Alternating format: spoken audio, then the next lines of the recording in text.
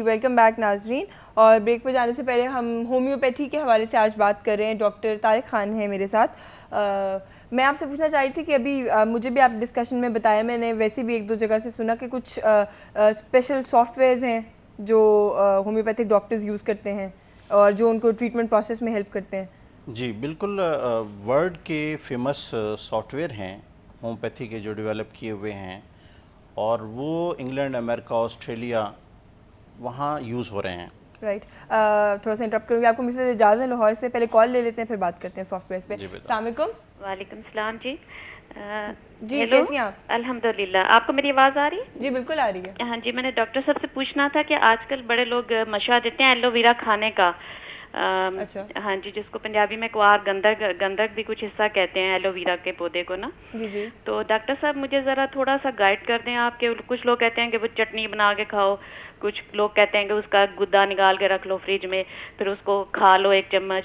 तो उसका इस्तेमाल जो है वो किस तरह किया जाता है, फ़ायदेमंद है या नहीं? वो मुख्तलिफ बीमारियों का इलाज है, ड्राइनेस का भी इलाज है। मैं रखूँगी फ़ोन, फिर आप मेरा आज जवाब दीजिएगा। हाँ जी, तो मुझे तफसील से हर चीज़ बताइएगा।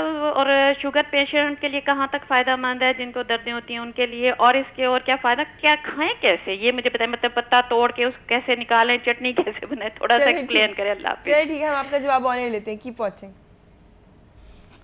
न्यूट्रिशन या न्यूट्रिशनिस्ट जो है वो इसका ज़्यादा बेहतर तरीके से जवाब दे सकता है। वो मैडम हशमत आती हैं, प्रोग्राम करती हैं, वो अच्छा जवाब दे सकती हैं इसके बारे में। और वो तो बहुत सारे फ़वाइद बताती भी रहती हैं। जी हाँ, वैसे ये कि उसके अफादियत से इनकार नहीं किया जा सकता, एलोवेरा की अफादियत से, कि वो जोड़ों के दर्द में भी और बहुत सारी अमराज में एलोवेरा मुस्तनद है और फ़ायदेमंद है।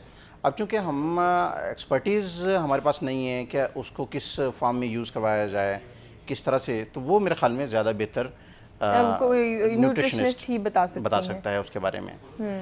सॉफ्टवेयर के बारे में जी हम बात कर रहे थे, उसका ये कि ये वो सॉफ्टवेयर हैं कि जो दुनिया के होम्योपैथ्स ने, वो होम्योपैथ्स के जिनका बैकग्राउंड मेडिकल है ज़्यादातर का, उन्होंने मिल के और ये डिज़ाइन किए हैं और तैयार किए हैं।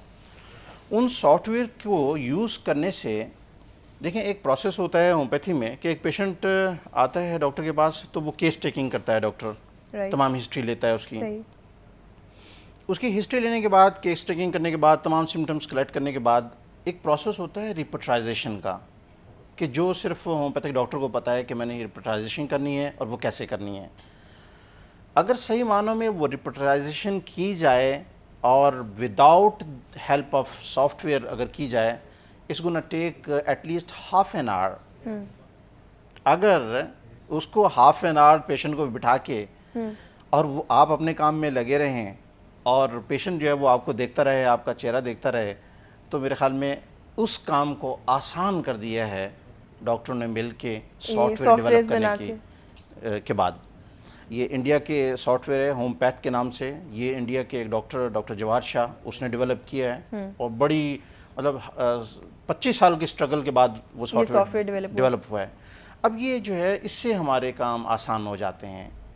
हम जब केस टेकिंग करते हैं तो वो सारी की सारी सिम्टम्स जो पेशेंट हमें बता रहा होता है वो ऑलरेडी इस सॉफ्टवेयर में मौजूद होती हैं। जस्ट हमें पिक करनी होती है और उसको जो है पेस्ट करना होता है उस जगह पे। अच्छा। फिर वो अमल, जो रिपोर्टाइजेशन का अमल है, जो बहुत ज़रूरी है और जिसके लिए बंदे का एक्सपर्ट होना, डॉक्टर का एक्सपर्ट होना बहुत ज़रूरी है, उसकी मदद से फिर हम इससे मशवरा लेते हैं।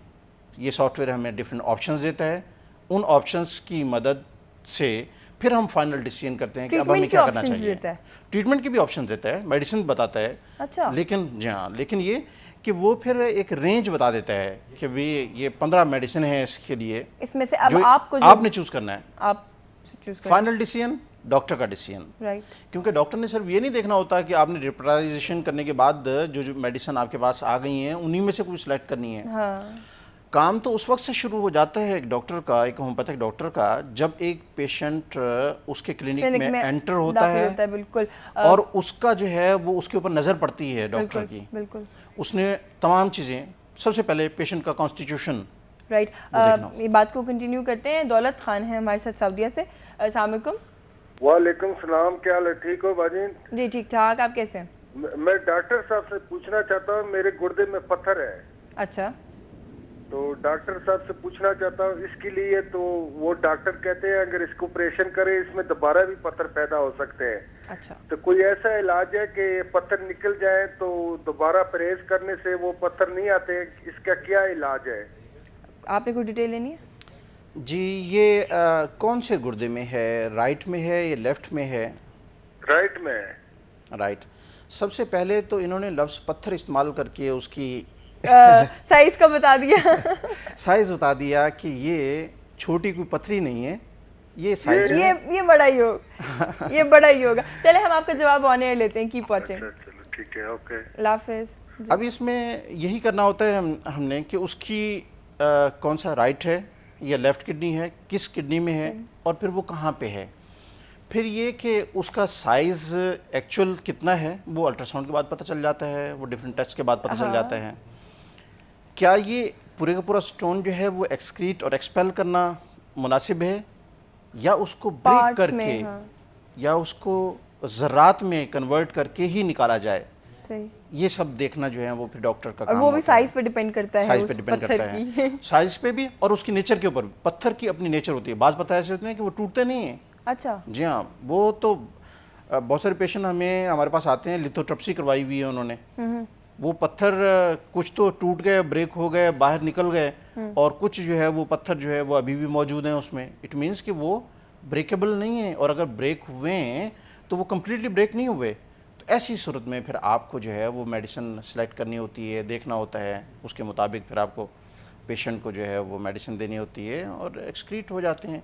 इनके केस में भी इसी तरह से है कि सबसे बेहतर होम्योपैथिक डॉक्टर के पास जाना है, कि आप होम्योपैथिक डॉक्टर के पास जाएं, उसके पास बैठ के तमाम सिम्टम्स दें और फिर वो आपको एडवाइस करे कि हाँ ये मेडिसिन लो और किस तरह से लो। हाँ, क्योंकि यहाँ तो हम इन जनरल बता सकते हैं ना कि जी। स्टोन्स कैसे निकलते हैं, किडनी की प्रॉब्लम्स कैसे सॉर्ट आउट होती हैं, वो तो फिजिकल कंडीशन देखने के बाद ही डिटर्मिनेशन हो सकती है। एक कॉमन मेडिसिन जो कि आम बहुत यूज़ होती है और आप एट फर्स्ट प्लेस उसको यूज़ कर सकते हो, बर्बेरिस वल्गैरिस उस मेडिसिन का नाम है। मदर टिंक्चर में लेके आप उसको यूज़ कर सकते हो, वो आपको हेल्प आउट करेगी। लेकिन सही मेडिसिन जो है वो वही होगी कि जो आपकी स्टोन को एक्सक्रीट कर दे और उसको जो है अगर ब्रेक करना ज़रूरी है तो उसको वो ब्रेक करें। तो ये कंकॉमिटेंटली वो मेडिसिन आपको होम्योपैथिक डॉक्टर प्रिस्क्राइब करके बता सकता है।